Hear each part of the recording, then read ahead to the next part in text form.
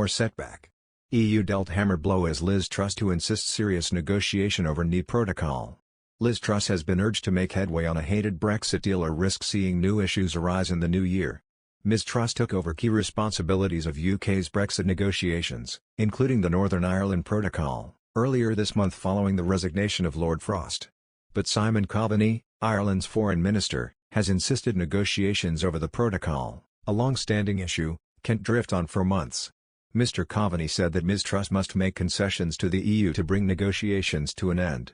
He expressed particular concern that ongoing negotiations over the protocol could impact upcoming elections in Northern Ireland. He said, "We have elections in Northern Ireland in May. Those elections will begin in earnest really from the end of February. So this can't drift on for months."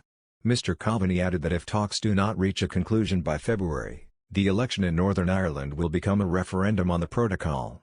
One of the UK's major sticking points with the protocol is that it hands the European Court of Justice the role of overseeing whether trade between Britain and Northern Ireland is taking place in accordance with EU law.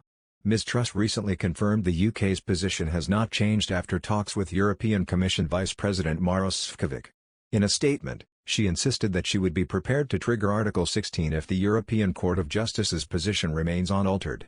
She said, "We need goods to flow freely between Great Britain and Northern Ireland, and the role of the European Court of Justice as the final arbiter of disputes between us, and resolve other issues. If this does not happen, we remain prepared to trigger Article 16 safeguards to deal with the very real problems faced in Northern Ireland." Triggering Article 16 would allow for parts of the protocol to be ignored. Mr Coveney is not the only politician to suggest that more concessions should come from the UK side of the table. Mr Šefčovič has argued that the UK should stop falling back on threatening to trigger Article 16. Warning that this is an enormously disruptive element in negotiations. But Northern Ireland Conservative Aaron Rankin responded fiercely, suggesting that the EU should consider its own actions rather than point the finger at others, in this case, the UK government. He wrote on Twitter, "The EU says it will terminate relations with the UK if the latter exercises its rights under a mutually agreed treaty. Has it occurred to the EU that maybe they're the problem? Talks on the Northern Ireland Protocol will resume in 2022.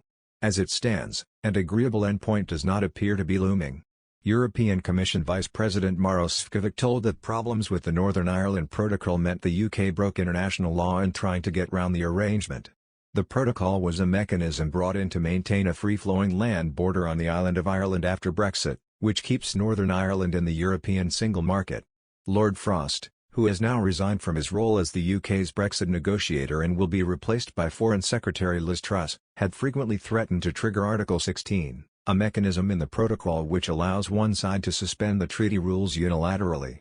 However, the EU has warned that this would cause serious consequences, not just for EU-UK relations, but for Northern Ireland as well. Frost resigned earlier this month, with Truss set to take up talks in January next year.